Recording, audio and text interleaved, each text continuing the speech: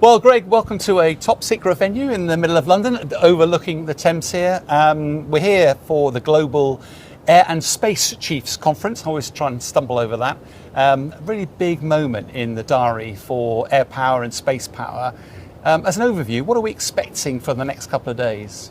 Yeah, well, a really rich dialogue on all the topics that you'd expect for air and space. But 60 visiting chiefs, I think, is the current calculation. So, a big audience, all the right people here, and beautiful weather. Hopefully the air conditioning lasts. I always wonder, because some of this stuff's all at a level of secrecy or whatever. Clearly you can't do that with 60 air chiefs together. So how do they keep the conversation rich, but actually away from the highly sensitive bits and bobs? Yeah, we're largely talking about concepts and ideas. We're not talking about the mechanics or the binary noughts and ones that are involved. Many of the people in the room will know that bit, the layer behind it. But yeah, this is more about ideas, and it's more importantly, it's bringing in industry, bringing in academia. So it's a much richer conversation than perhaps you would have in a classified briefing room with just service personnel. It's also making sure there's a lot of alignment. I mean, I was in Ankara for the NATO conference, and what we tend to focus on is the global leaders being there, but in reality, there's lots of industry behind. And I think what Mark Rutte said was that it's one thing for nations to start committing 3.5%, 5%. It's quite another how you convert that money into military capability, and that's where you need industry in the room as well, isn't it? Yeah, and they play a key role in that, and that will be acknowledged in the room. I am absolutely certain of it. Of course, we've got Farnborough next week, where we'll see an awful lot of money and investment going in around the aerospace, particularly around defence as well. So yeah, it's an absolute critical part of it. And the final bit of that was that it's as much about relationships, isn't it? I mean, we know a lot of the people now, particularly in our service, but for the chiefs, they need to form a good relationship with their other service chiefs around the world, because that relationship is invaluable, isn't it? Because when the proverbial hits the fan, you do need to know some of these people in key positions. That's one of the values of an event like this. Yeah, there'll be a really strong NATO flavour to the conference, as there normally is. So we'll see plenty of that, and coming off the back of Ankara as well. There's also many, many partners and allies around the world as well. Middle East is a particularly critical area right now for obvious reasons. So yeah, the relationships that are held at those senior levels, they do drop all the way down through the organisation, but it is so important to keep those relationships and keep talking. So one of the backdrops for today's conference, obviously, is the war in Ukraine. It's been going for 4 years. The war in Iran's been going. Russia seems to be resurgent, much more bigger threat. And this whole nuclear debate has now been looming, particularly with President Putin starting to rattle a nuclear sabre. One of the three themes that's going to be happening at the conference is a return to the Royal Air Force having a tactical nuclear capability gain. Now, you and I are old enough that when we joined the service, that was in. You actually were part of that at the time. It felt like it was thrown out as a sort of fishing idea that we dropped in the Defence Investment Plan. But it survived, hasn't it? Where are we with that, and how do you think that's going to be discussed here at the conference? Yeah, it was quite an eye-catching part of the SDR, the Defence Review, and I think a lot of people thought it wouldn't survive through to the dip, that when money was tight, it would be one of the things that would go by the wayside.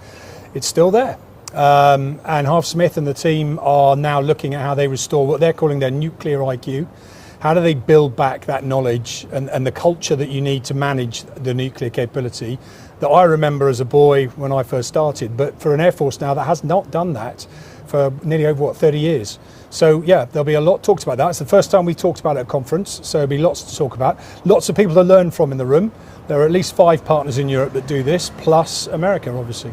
But what about, one of the challenges I suspect is there's going to be a lot of military guys in the room, but as soon as you start talking nuclear, it's as much political as it is military, because our politicians are a key part of that whole deterrence idea.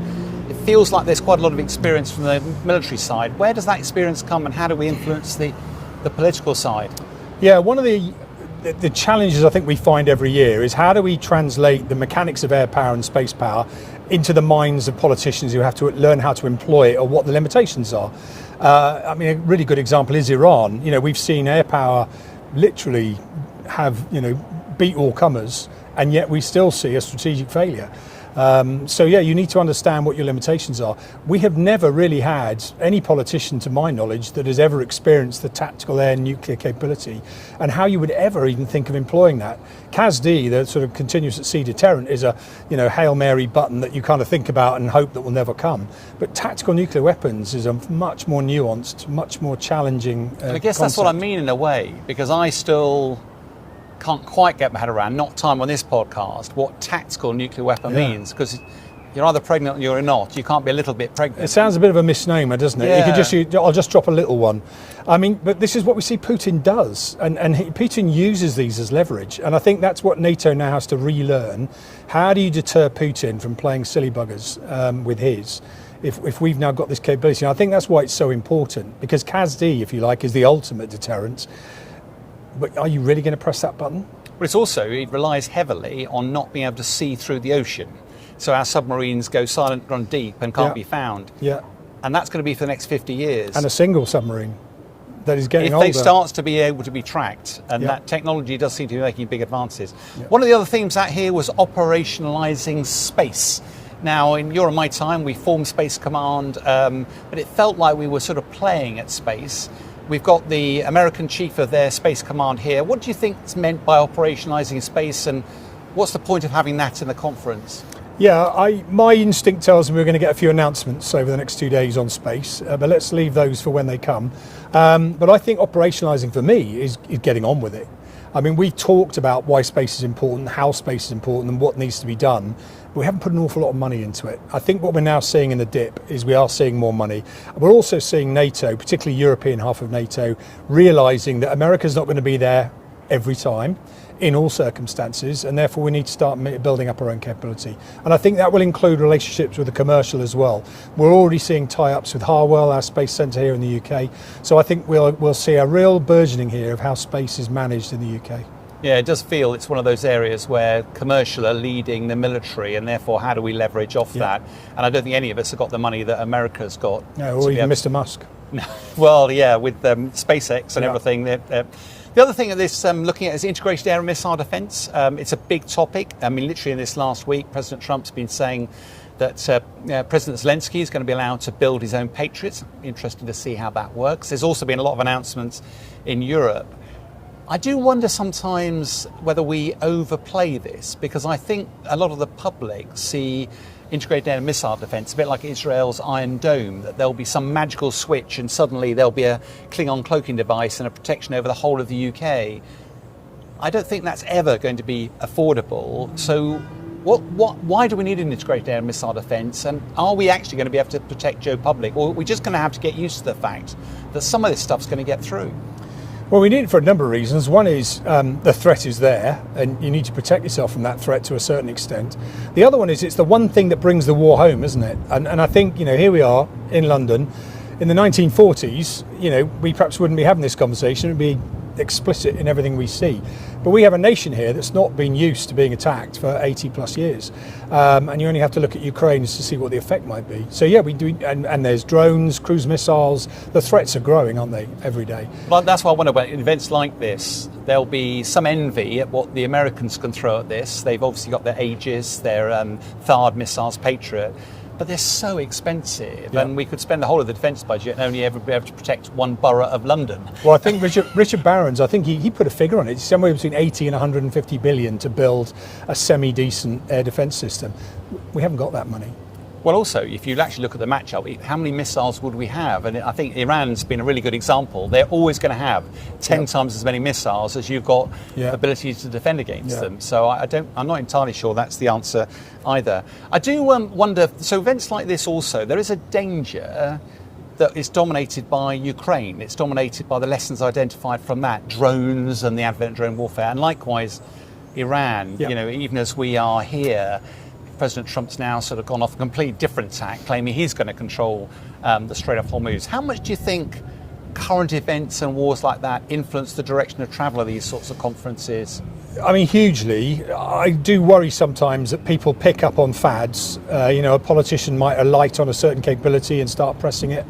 Or the general public. So if you take the two wars you've mentioned, and we're going to be looking at those at conference, you've got Iran, where the overwhelming superiority of American air and space power has not won the war. I mean, even today we're still talking about tariffs and control of the Straits of Hormuz. So there are limitations to air and space power, no matter how good you are. And then we look at Ukraine, where everyone says drones are the answer, and yet we're in our fourth year of the war, fifth year nearly, longer than the First World War, tens of thousands of casualties every month. Is that how you want to fight? Is that the war you want? So yeah, you could pick those two extremes and say, those are the two ways I want to fight. Well, neither have prevailed. So there's something else we need to think about here. Yeah, and also I think particularly around the drone conversation is that I know flippantly we used to describe them as a cheap way to deliver a hand grenade. But if you do look at the advent of some of these, Zelensky's used them very famously to strike deep. Only in the press yesterday, we're talking about sea drones taking out submarines, taking some of the BL-755. Remember the old CBUs we used to? Well. Taking 147 bombers. Take one of those, put it on a drone, and you can go straight through the side of a tank. Yeah. How do we actually develop? And I think it's some really interesting technology they're going to be talking about at the conference as well. We've definitely increased the mass of the threat here, and if you can reduce the cost, you can afford to build more. Now, are those cheaper systems as sophisticated and as able to get through, and will we find less sophisticated ways of shooting them down? I think the answer to that is yes, but it's a bit of an arms race to the bottom here, isn't it, rather than an arms race to the top. So, and there are plenty of exhibitors here and sponsors who are definitely in that space. It's interesting you describe the race to the bottom or top, though. I was chuckling yesterday because it's the Lucas 136. The Americans have said that they've declared for the first time they've been using these drones against Iran. They look remarkably like the Shahed 136 and that which the Iranians developed, sold to Russia, used in Ukraine. And now the Americans are copying that drone. It's a lot lighter, smaller payload, because actually it costs $30,000, a lot cheaper than the missiles cost. So all of a sudden, is it a rush to the bottom, or is it just a recognition that exquisite costs you a lot of money, that mass quantity sometimes has a quality all of its own? Well, it's definitely a different way of doing things. I was talking to somebody the other day, and they were looking at companies that might be able to help build that type of a drone. And they were looking at the likely technology areas. And interestingly, the one area it was worth looking at is paddle boards, because these drones are made out of the same high density foam that paddle boards are made out of. So we're going to some rather unusual manufacturers now to ask for their help in making military weapons. So yeah, the world is moving fast. One of the things that we've clearly got a fair American presence here, and clearly that's part of the air and space power bond. How much is that affected, do you think, by the current actions of the US president? Because it's creating a lot of frictions between America and Europe politically. How much does that manifest itself, do you think, into the military domain? None of us can ignore, can we, what goes on in the White House and around it. But I think what this will show is actually when you cut away that noise and maybe a little bit of froth too, that actually when you get deep down to it, the relationships are very, very strong. The way we think, the way we operate, the way we interconnect each other is still incredibly strong. Now, America will choose to do what America chooses to do. But what is also happening, of course, is Europe is responding to that. We're in the midst here of Europe's greatest rearmament program for decades. UK is a little bit slow come to the table, but we are in a completely different changed world. I therefore think that we should be less dependent on America, but I think what we'll hear today and tomorrow is that we will not see, an America backing away intellectually. I think that relationship will endure. There's a bit of an irony, isn't there, about some of this stuff, because the Europeans are now trying to develop their own capability, be less dependent on America. The American arms industry, therefore, will suffer in some respect because of that. Yeah, they may not say that out loud, but yeah, they'll be sweating. And the other bit, the final bit from me is that there's been a lot of talk about uncrewed over the last little while, and the use of AI. And certainly our defence investment plan was laden heavily with that. There's a lot of conversation about whether actually technology is ready. I remember speaking to some of the seniors that are going to be here over the next couple of days who said, yeah, they were sceptical until they went and saw what America was doing, and they went, we need to catch up fast. Do you get that sense as well? Yeah, I think we're beginning to see what used to be a nice, pretty picture turning into reality. We're certainly seeing that in America, where we're beginning to see production runs and America ordering, numbers of these things that are beyond research and development. I think the UK does want to catch up on that, and I think we will see, and it'll be interesting to see how much announcement we get over the next few days. It'll also be very interesting to see what's on display at Farnborough. But I think, we need to move away from the drawing board now and start putting these into action. Ukraine has demonstrated that this is definitely a way to move. I think the big question isn't about the sort of lower tech drones. I think they're kind of cemented in now. It's this higher tech, these CCAs, collaborative combat aircraft, that are as yet unproven operationally, but we're getting there. So how many years have Air and Space Power Association been doing this conference? This is now? our 10th conference. And for the first time I've seen in my time, we have actually got a growing Royal Air Force. We've got a growing amount of budget. There's money going into defence rather than coming out. And it does feel like air and space are first responders at the moment. So it feels like this conference could be a really interesting place for the next couple of days. Yeah, it's a good time to have the conference. And I think everyone was nervous about the dip and its outcomes. But you're right. I mean, air has been absolutely in the vanguard for the last few months, whether it be in Iran or elsewhere, and certainly around NATO. So we should celebrate that. People have been working hard, doing very good things and doing them well.